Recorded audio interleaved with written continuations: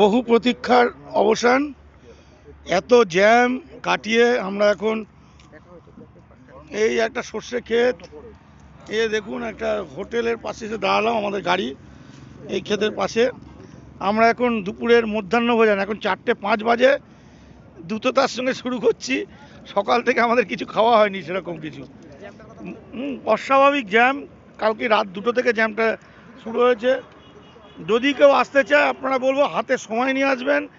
এই যে অস্বাভাবিক জ্যাম, চিন্তার বাইরে। রাত 2টো থেকে আমার জ্যামে আটকেছিলাম।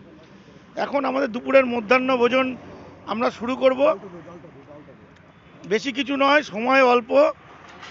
ডাল আর চালের খিচুড়ি, সবজি দিয়ে খিচুড়ি আর আলু ভাজা, আর দেশি মোষের দুধের গাওয়া ঘি।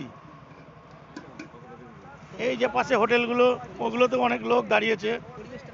হ্যাঁ, অসাধারণ পরিবেশ। হ্যাঁ,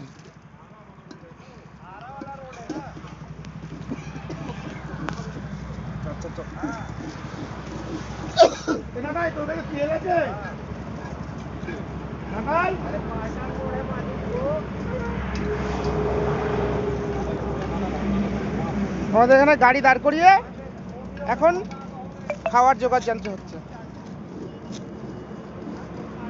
অতি দ্রুততার সাথে, যেটা খুব তাড়াতাড়ি হয় সেভাবে। আবার ফিরে আসবো ছোট ভিডিওতে। এখন তার মতো টাটা, বাই বাই।